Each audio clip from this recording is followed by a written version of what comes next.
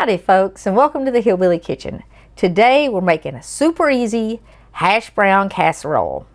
Now this is like the super popular Cracker Barrel hash brown casserole. It's the perfect side dish for all your holiday dinners, whether it's Thanksgiving or Christmas, because we got to have side dishes to go with all those meals, and it's something different than the normal mashed potatoes.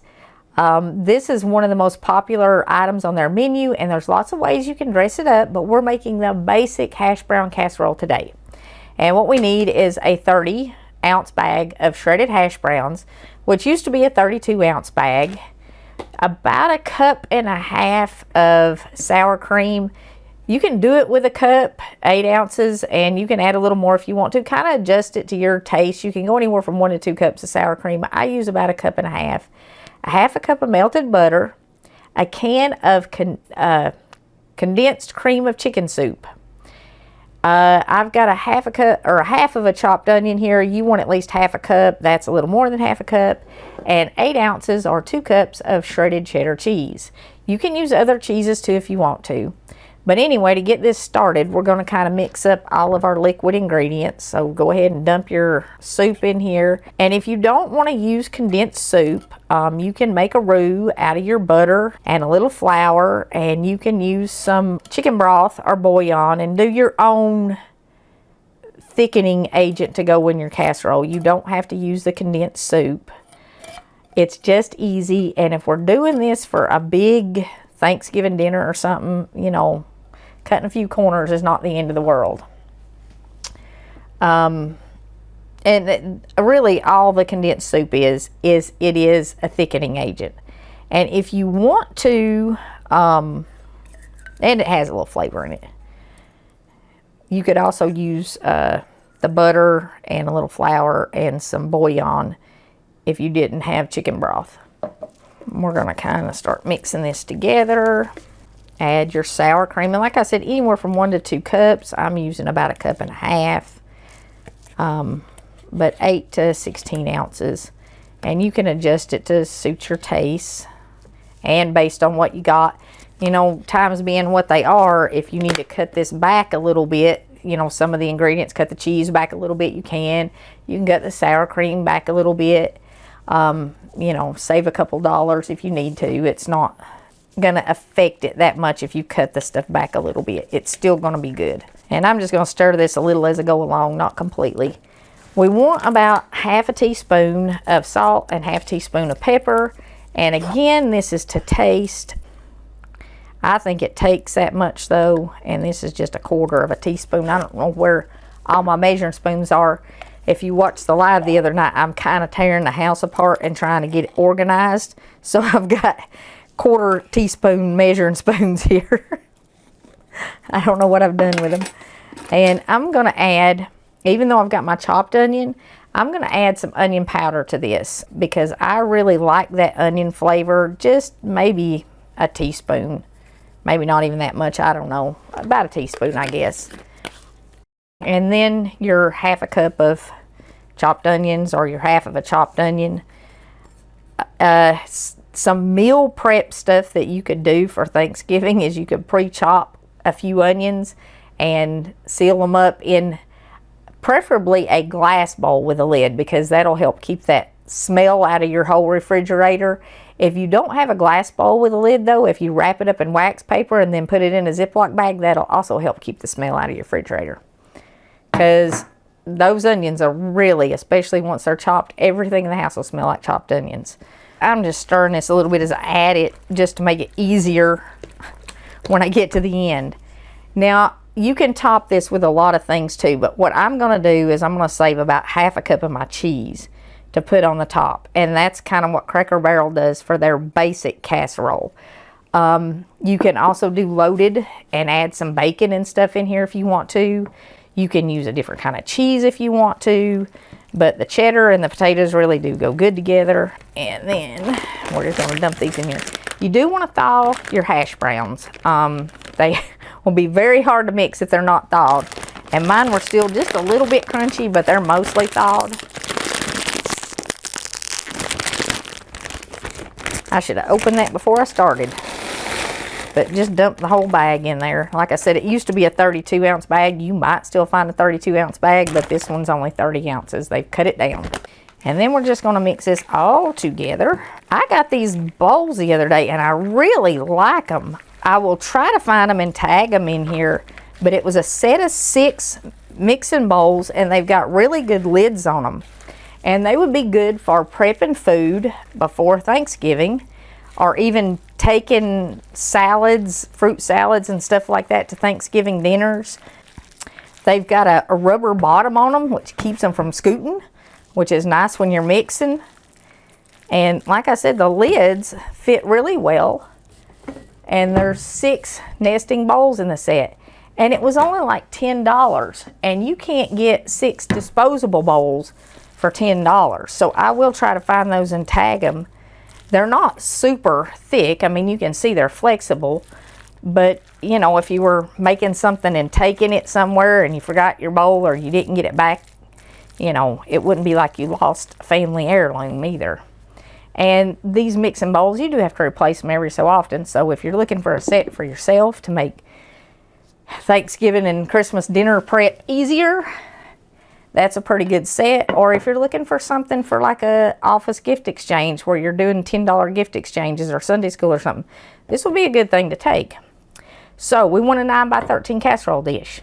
And here's another gift idea for you. If you're taking a dish to a dinner and you want a hostess gift, get a nice 9x13 dish and bake it, whatever dish you're taking, a dessert or a casserole like this, in the dish, and leave the dish for your host. And anybody who cooks big holiday dinners or hosts holiday get-togethers can always use another 9x13 dish. And you can get them fairly reasonable. Or you could also bake this in your take-along with the lid on it. And I've got one in the oven already. And I did it in the take-along with the lid. And I will send it home probably with Alex when she comes and picks up the video to edit it. And she can have one of these for dinner, and I'll have the other one over the next couple of days. Get it kind of pushed up in all the corners and semi-smooth. If I forgot to say it, you do want to grease or spray your casserole dish. And I just wiped some butter in mine, and I think I did forget to say it. You don't have to grease them, but it'll sure save you some time and cleanup if you grease your casserole dish before you bake a casserole in it. All right, now remember we kept about a half a cup of cheese, and we're just going to sprinkle that over the top so the top looks nice and pretty. Preheat your oven to 350 degrees. And if you're mixing this up in one of your bowls with a lid on it, you can mix this up the day before and then just put it in the casserole dish and bake it. Or you could even get it to this point and put the cheese on it and everything, get it in the casserole dish, spread out, and put your cheese on it. Put it in the fridge overnight and then pop it in the oven the next day. If you have a shortage of oven space and you want to do a casserole like this, you can cook it in your crock pot. It would take probably, I'd want to say, maybe 3 or 4 hours in a crock pot. You can do it in your programmable pots, like your Instant Pot. They actually have a bake setting on them, and you can do casseroles in those. So keep that stuff in mind when you're doing Thanksgiving cooking. Plug in some of those extra pots because most of us don't have enough stove eyes. You can also top this with like breadcrumbs, cornflake crumbs, potato chip crumbs. If you do it something dry like that though, you want to mix another stick of butter in it, another half a cup of butter, melt it and mix it in with the crumbs, and then put the crumbs on top if you want a topping for it. And you could also do the French fried onions on top of it. But anyway, that's all there is to it. I mean, you literally just mix it up. The only real prep work is the chopped onions, and you can use just onion powder, or you can use the dehydrated diced onions if you want to. You probably even add a packet of onion soup mix, and it would be, you know, be fine. Now we are going to put this in a preheated 350 degree oven for about 55 minutes to an hour. We want it golden brown and bubbly on top. Oh my goodness. And after about 55 minutes to an hour in the oven, It will be golden brown on top and bubbly and sizzling. You do want to give it just a few minutes before you take it out because, you know, we got all that cheese and sour cream and stuff in there. You can see what it looks like in the clear casserole dish. That's why I did this one in the clear dish so you could see it. But the take-along casserole dishes with the lid and the little insulated bag, they are great for taking stuff to holiday get-togethers if you're doing a bring-a-dish. And again, that's something else you could leave as a hostess gift. And they're fairly reasonable too. I mean, this stuff used to be, some stuff used to be way more expensive and some stuff used to be way cheaper. The hash browns, probably $1 a bag, and they were 32 ounces, not 30 ounces. And I think those were like $4.50 and they're store brand. So, you know, what we save on a casserole dish, we sure make up for in hash browns. Anyway, we all know that Thanksgiving dinner is going to cost us a few dollars. And while we're talking about Thanksgiving, don't miss Thanksgiving and go straight to Christmas. Take time to count your blessings because that's going to put you in the mood for Christmas. Take time to thank God. Take time to praise God. And then when we get to Christmas time and all that stress that builds up around Christmas, we won't be so stressed. And it'll also help keep the stress out of Thanksgiving if we make sure we're counting our blessings and if we make sure we're giving God thanks for all the abundance that we have.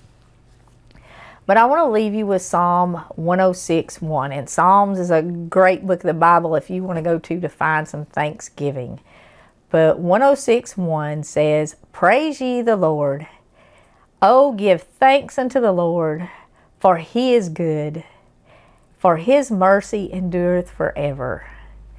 And no matter what we're going through, God is merciful. He will get us through it. He will go through it with us. And he will meet our needs, even in the midst of our valleys and our battles and our desperation. He will meet us there, and he is faithful to do that. And he is always good. Thank you so much for joining us in the Hillbilly Kitchen. I truly hope you have a blessed Thanksgiving. I hope you have many, many things to thank God for, and your home is filled with love. If you haven't already, please don't forget to click like and subscribe before you leave us. Share our videos with your friends, and until next time, remember to put God first.